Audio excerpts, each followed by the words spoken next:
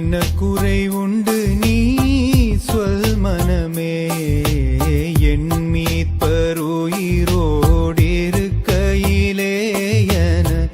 என்ன குறை உண்டு நீ சொல் மனமே.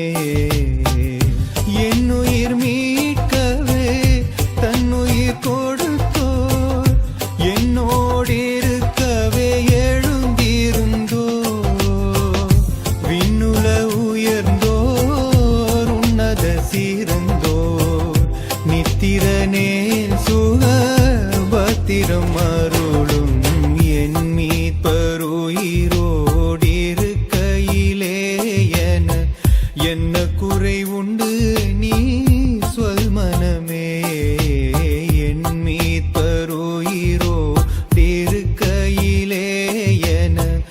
என்ன குறை உண்டு நீ சொல் மனமே.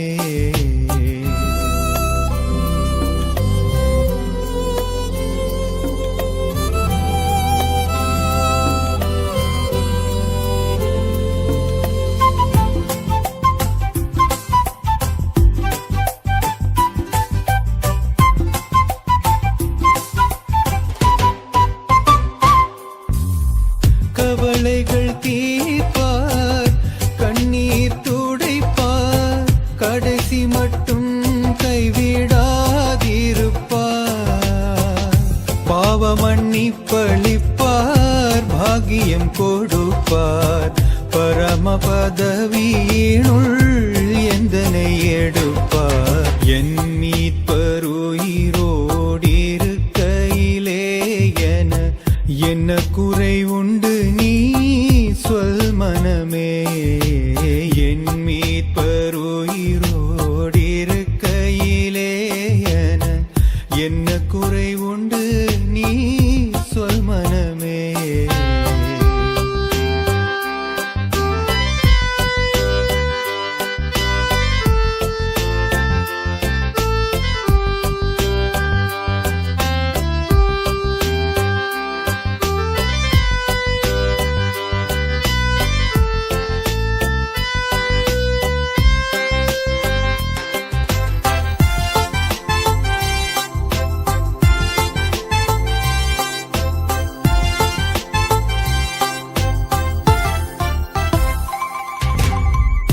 ஆசிசை தேடுவார், அருள்மிகு அழைப்பார், அம்பரந்தனில் எனக்காக ஜெபிப்பார். மோசமே மறைப்பார், முன்னமே நடப்பார், மோட்ச வழி சத்தியம் வாசல் உயிரெனும் என் மீட்பர் உயிரோடிருக்கையிலே என்ன குறை உண்டு நீ சொல் மனமே, என் மீட்பர் உயிரோடிருக்கையிலே என்ன குறை உண்டு நீ சொல் மனமே.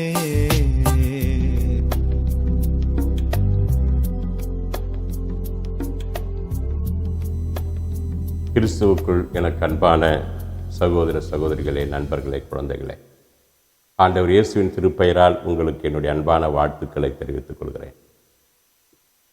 இந்த வெள்ளி மாலை ஆராதனைகளிலே ரோமையர் எழுதிய திருமுகத்தை குறித்து நாம் தியானித்து வருகிறோம்.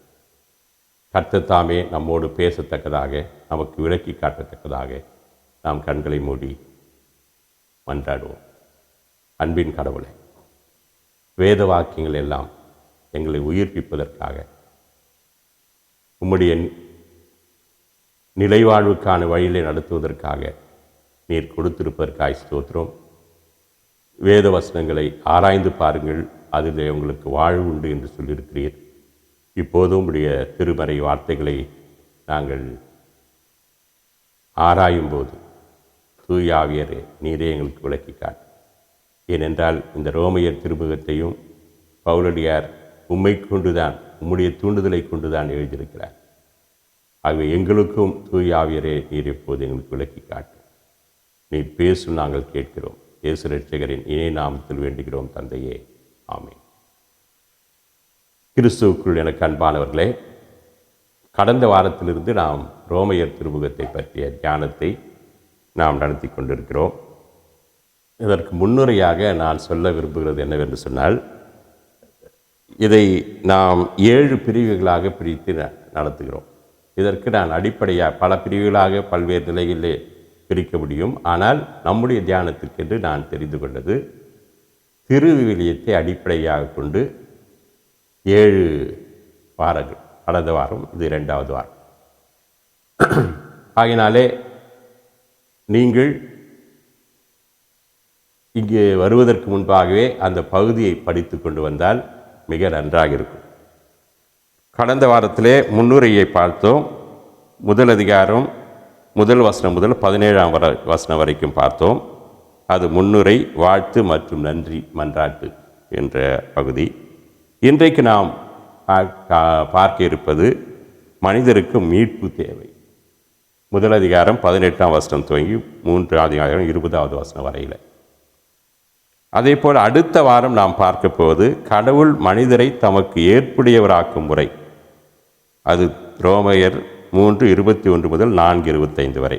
ஆக அடுத்த வாரம் நீங்கள் வரும்போது ரோமர் 3:21 முதல் 4:25 வரை படித்து வரவும். இப்போது நாம் தியானிப்பதை மீண்டும் ஒரு முறை வீட்டில் போய் படிங்க. என்றால் முழு பகுதியையும் நாம் இந்த நேரத்தில் படிக்க முடியாது என்பதினாலே. திருமறையை நாம் படிக்கிற போது 3 முக்கியமான காரியங்களை கவனிக்க வேண்டும். முதல் படி, நாம் எந்த திருமறையை தியானிக்கப் போகிறோமோ அதை முழுமையாக படிக்க வேண்டும். 1 முறை, 2 முறை, 3 முறை நமக்கு நேரம் கிடைக்கும் போதெல்லாம் படிக்கலாம். குறைந்தது 1 முறையாவது முழு பகுதியையும் வாசிக்க வேண்டும், படிக்க வேண்டும். 2வது ஸ்டெப் என்னவென்றால் கற்றுக்கொள்ள வேண்டும். அதற்காகத்தான் நாம் இப்படி வந்து உட்கார்கிறோம். நான் பேசுகிறேன் என்று சொன்னால் என்னுடைய சொந்த அறிவிலே மாத்திரம் பேசுவதல்ல. எனக்கு துணையாக ஏற்கனவே பல பக்தர்கள் எழுதிய கமெண்ட்ரிஸ், விளக்க உரைகளை படிக்கிறோம்.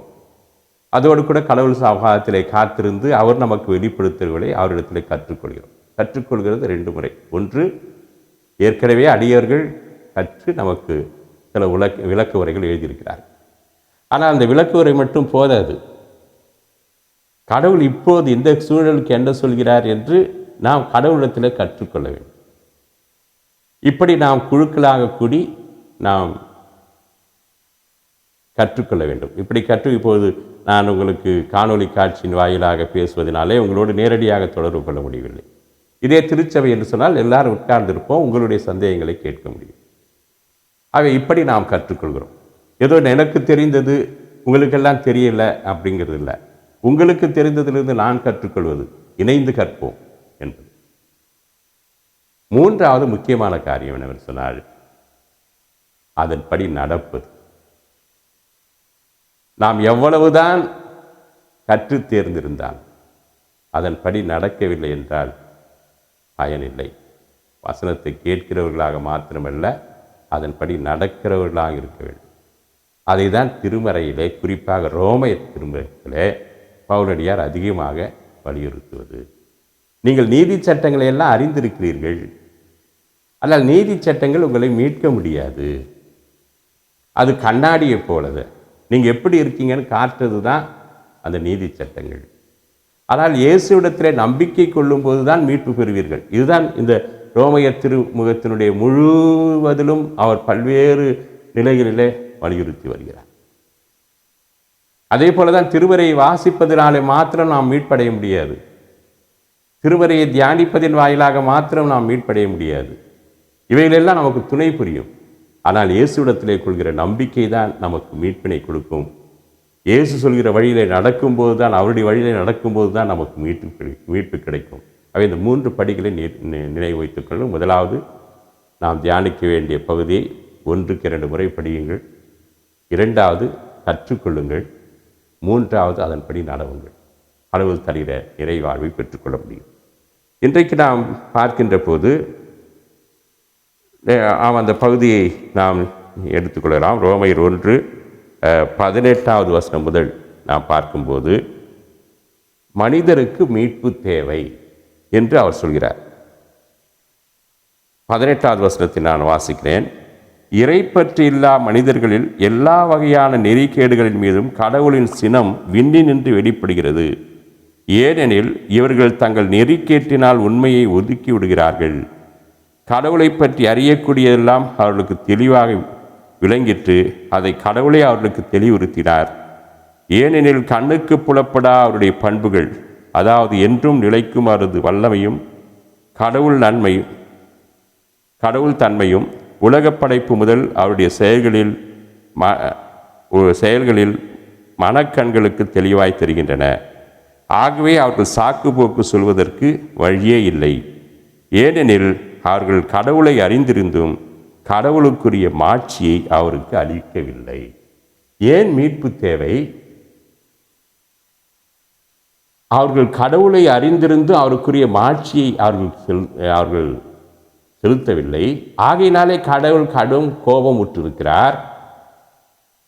அவர்களை தண்டிப்பதற்காக இருக்கிற போது அந்த தண்டனையிலிருந்து தப்புவதுதான் மீட்பு. அதாவது பாவத்துக்களால் வருகின்ற சம்பளம் மரணம் என்று ரோமையர் 6 நாம் வாசிக்கிறோம். ஆகவே அந்த மரணத்திலிருந்து நமக்கு மீட்பு தேவை. அதாவது கடவுளுடைய படைப்பையெல்லாம் நாம் பார்க்கின்ற போது human action and divine reaction என்று சொல்வார். Human action and divine reaction, மனித செயல்களும் அதற்கு கடவுளின் மறு செயலும் வேறு மனிதனுடைய வினையும் கடவுளுடைய எதிர்வினையும் என்று எடுத்துக்கொள்ளலாம். எடுத்துக்காட்டுக்கு ஒரு சிலவற்றை சொல்கிறேன். 19வது வசனம் முதல் 23வது வசனம் முதல் அதிகாரத்திலே நாம் வாசிக்கிற போது, அவர்கள் கடவுளுக்குடைய மாட்சியை அவருக்கு செலுத்தவில்லை. அவருடைய கண்கள் இரண்டு போயிற்று. தாங்கள் ஞானிகள் என்று சொல்லிக்கொள்ளும் அவர்கள் மடையர்களே. அழிவில்லா கடவுளுக்கு வழிபடுவதற்கு பதிலாக அழிந்து போகும் மனிதரைப் போலும் பறவை, நடப்பன, ஊர்வன ஆகியவற்றை போன்றும் உள்ள உருவங்களை வழிபட்டனர். அப்போ கடவுளுடைய ரியாக்ஷன் என்ன? இப்படி தங்களை அறிவாளிகள் என்று நினைத்து கொண்டு தங்கள் இஷ்டமான போக்கிலே அவர்கள் நடந்தார்கள். அப்போது 24வது வசனத்திலிருந்து நீங்கள் வாசிப்பீர்கள் என்றால், அவர்கள் படைத்தவரை மறந்தார்கள். அப்போது கடவுள் அவர்களை விட்டு விட்டார் என்று பார்க்கிறோம். 26வது வசனம், ஆகையால் கடவுள் கட்டுக்கடங்கான இனியோடான பாலுணர்களை அவர் விட்டுவிட்டார். அதன் விளைவாக அவருடைய பெண்களோ ஆண்களோ பாவத்துக்குட்படுகிற ஒரு நிலையை பார்க்கிறோம். அது மிக மிக மோசமான ஒரு நிலைமை. கடவுள் தண்டித்து திருத்துவது ஒன்று, அப்படியே விட்டு விடுவதும். இங்கே அவருடைய ரியாக்ஷன், அவருடைய எதிர்வினை என்று சொன்னால் எப்படின்னா கெட்டுப்போ. சாதாரணமாக நான் வீட்டில் சொல்லுவேன்ல, ஆசிரியர்கள் சில நேரத்தில் பெற்றோர்கள் சொல்வார்கள், ஆசிரியர்கள் எக்கேடுனா கெட்டுப்போ. அதுதான் ரொம்ப கொடுமை. ஆனால் கிறிஸ்து அந்த மீட்பினை விடவில்லை. ஆரம்ப காலத்திலே நாம் பார்க்கின்ற போது கடவுள் செய்த ரியாக்ஷன், எதிர்வினை, பாவம் எங்கு தொடங்கியது என்று நமக்கு தெரியும் வரலாற்றில். ஆதாம் ஏவாள் மூலமாக உலகத்தில் எல்லாத்தையும் படைச்சிட்டு ஒரு கனியை மாத்திரம் சாப்பிட வேணாம்னு சொன்னார். அதாவது நமக்கு எல்லா வசதியும் கொடுத்துட்றாரு, ஆனால் இதை மட்டும் செய்யாதன்னும் போது எதை செய்யாதுன்னு சொல்கிறாரோ அதுதான்.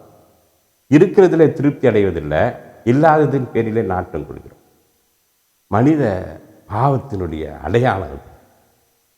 போதும் என்கின்ற மனதுடனே கூடிய தெய்வ பக்தியே மிகுந்த ஆதாயம் என்று தீமோத்தேயுவுக்கு பவுல் எழுதுவார்.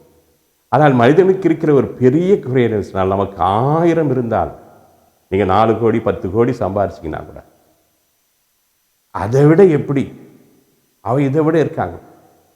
இன்றைக்கு ஏன் ஊழல் பெருகுகிறது, லஞ்ச லாவண்யங்கள் பெருகுகின்றன, திருப்தியற்ற ஒரு நிலை, அதற்கு விட்டு விடுகிறது பெரும் தன்மை. ஆனால் கடவுள் நம்மை அழிக்க அல்ல, நம்மை தண்டித்து திருத்த விரும்புகிறார். பழைய ஏற்பாட்டு காலத்தில் ஆதாம் ஏவாளுக்கு என்ன செய்தார்? ஏவாளை பார்த்து சொன்னார், நீ வேதனையோடு பிள்ளை பெறுவாய். ஆதாமை பற்றி சொன்னார், நீ நிலத்தின் வேர்வை கீழே விழ நீ உழைத்து உண்பாய். உழைப்பு ஏற்கனவே கொடுத்தார் பாவத்துக்கு முன்னாலேயே. பண்படுத்தவும் தொடக்கணும் 2:15 வாசிப்பியானால் பண்படுத்த பாதுகாக்க கடவுள் மனிதனை வைத்தார். உழைப்பு பாவம் அல்ல, உழைப்பினால் வருகிற வேதனை. வேதனை இல்லாத உழைப்பு தான் பாவம் இல்லாத வாழ்க்கையில் கொடுத்தார். வீட்டில் ஒரு பூ பூக்குதுன்னா தானாக பூக்கும் போது பறிக்கிற ஒரு மகிழ்ச்சியை தான் கொடுத்தார். ஆனால் பாவத்தினாலே அந்த தொழில் நமக்கு வேதனையாக, வேர்வை சிந்துகிறதாக, முறிவிருக்கிறதாக மாற்றிவிடும். ஆதாம் ஏவலை பார்த்து நீங்கள் என்ன மீறிட்டீங்களா, உங்களை அழிச்சிடன்னு அழிச்சில்லை. பல நேரங்களிலே கடவுள் அப்படி தான் இருப்பதை நாம் பார்க்கின்றோம். இதே போல் அந்த பகுதி முழுவதையுமே நீங்கள் பார்க்கலாம். கடவுளுடைய செயல்கள் எப்படி இருக்கின்றன. பிறகு நாம் தொடர்ந்து வாசிக்கிற போது தீர்க்கதரிசிகளை, இறைவாக்கினர்களை கொண்டு, மோசே போன்ற நீதித்தலைவர்களை கொண்டு அவர்களை வழிநடத்தினார், மீட்புக்கு வழிநடத்தினார், திருச்சட்டங்களை கொடுத்தார். கடைசியாக நாம் பார்க்கும்போது நாம் பார்க்கிறோம், 3ஆம் அதிகாரத்துக்கு நான் போய்விடுகிறேன். எல்லாருமே கெட்டு போயிட்டாங்க அப்படின்னு சொல்றார். 3ஆம் அதிகாரம் 4வது வசனம். மனிதர் எல்லாரும் பொய்யர், கடவுளோ உண்மை உள்ளவர் என்பது தெளிவாகும். ஏனெனில் உமது சொற்களில் நீதி வெளிப்படுகிறது, ஒரு தண்டனை தீர்ப்புகளில் வெற்றி விளங்குகிறது என்று மறைநூலில் எழுதியுள்ளது. ஆகையினாலே கடவுள் நம்முடைய தண்டனைகளை கொடுத்து நம்மை திருத்த அவர் முயற்சி செய்கிறார். கடைசியாக அவர் செய்வது என்னவென்று சொன்னால், நம் மேல் பரிவு காட்டுகிற கடவுள் என்று ரோமையர் 2ஆம் அதிகாரம் 4வது வசனம், அதை வாசிக்கிறேன். ரோமையர் 2:4.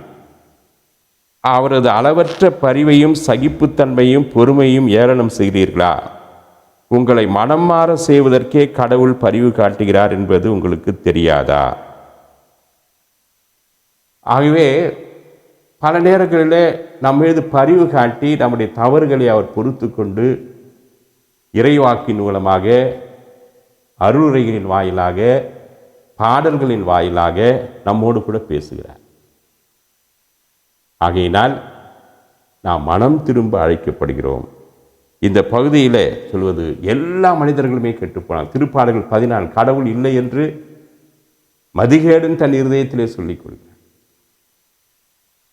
இன்றைக்கு பலர் கடவுள் எங்க இருக்கார் அப்படி கேட்பதே தவறு. அநியாயம் செய்கிறவன் வாழறான், நீதி செய்கிறவர்கள் துன்பப்படுகிற, ஆண்டவர் சொல்கிற நீதி நிமித்தம் துன்பப்படுகிறவர்கள் தான் பேறு பெற்றோர் என்று மலைப்பொழிவிலே சொன்னார். அதனாலே கடவுள் இல்லை என்று சொல்லிவிட முடியாது.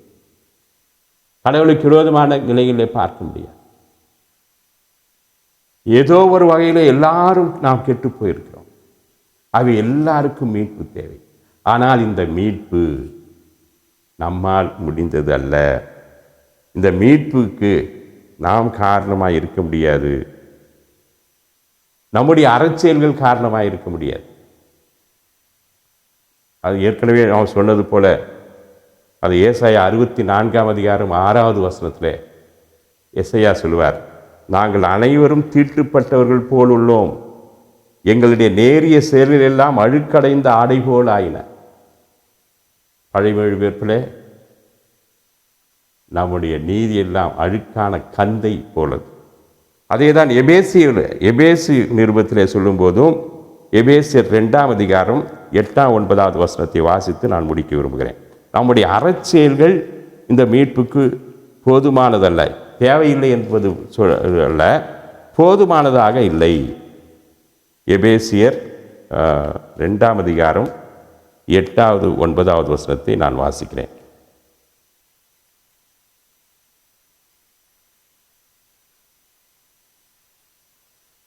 எபேசியர் 2:8வது வசனம். நீங்கள் அந்த அருளாலேயே நம்பிக்கையின் வழியாக மீட்கப்பட்டீர்கள். கடவுளுடைய அருள் நம்முடைய தண்டனையை ஏற்றுக்கொண்டது. ஆகினாலே அவருடைய கிருபையினாலே ரட்சிக்கப்பட்டிருக்கிறோம். இது உங்கள் செயல் அல்ல, மாறாக இது கடவுளின் கொடை. இது உங்களுடைய செயல் அல்ல, இது கடவுளுடைய கொடை. இது மனிதர் செயல். 9வது வசனம், எபேசியர் 2:9. இது மனிதர் செயல்களால் ஆனதல்ல, எனவே எவரும் பெருமை பாராட்ட இயலாது. மீட்பை நானாக பெற்றுக்கொண்டேன் என்று யாரும் பெருமை பாராட்ட முடியாது. ஒன்று, மீட்பு எல்லாருக்கும் தேவை. காரணம், எல்லோரும் கெட்டு போயிருக்கிறோம். நியாயப்பிரமாணத்தில் 10 கட்டளைகளை ஒன்று மீறினா கூட தவறுதான். ஆகையினாலே எல்லோரும் ஏகமாய் கெட்டு போனார். நன்மை செய்கிறவன் இல்லை, ஒருவனாகிலும் இல்லை. வேறு வழி இல்லை. நீதித்தலைவர்களோ இறைவாக்கினர்களோ அரசர்களோ இவர்களுக்கு மீட்பளிக்க முடியவில்லை. ஆகையினாலே கடவுளே வந்து தம்முடைய அருளினாலே கிருபையினாலே சிலுவையிலே மரித்து நம்மை மீட்டு கொண்டார். ஆகையினாலே இயேசுவிடத்திலே நம்பிக்கை கொண்டு அந்த மீட்பினை பெற்றுக்கொள்வோம். மீட்பினை பெறுகிற போது நாம் அருட்செயல்களை, நல்ல செயல்களை, அறச்செயல்களை செய்ய முடியும். ஆகையினாலே ஆண்டவருடைய அருளை நம்பியிருப்போம். இயேசுவின் பாடுகளில் நம்முடைய மீட்பை நாம் பெற்றுக்கொள்வோம். நம்பிக்கையினாலே நாம் மீட்கப்படுவோம். கர்த்தர் நம்மை ஆசீர்வதிப்பாராக. அன்பின் கடவுளே, நீர் எங்களுக்கு தந்திருக்கிற உம்முடைய அருளுக்காக, கிருபைக்காக உமக்கு நன்றி ஆண்டவர். நாங்கள் எல்லோருமே ஏகமாய் கெட்டு போனவர். நாங்கள் மற்றவர்களை நியாயம் தீர்க்கிறோம். ஆனால் எங்களை பார்க்கிற போது நாங்கள் எங்களை பற்றி நியாயம் பேசுகிறோம். ஆகையினாலே தான் ஆண்டவரே, நீர் மலைப்பொழிவிலே மத்திய 7ஆம் அதிகாரம் 1 வசனத்திலே சொல்லுகிற போது, நீங்கள் குற்றவாளிகள் என்று தீர்க்கப்படாதபடிக்கு மற்றவர்களை குற்றவாளிகள் என்று தீர்க்காதீர்கள். நீங்கள் எந்த அளவினால் அளக்கிறீர்களோ அதே அளவினால் உங்களுக்கு அளக்கப்படும்.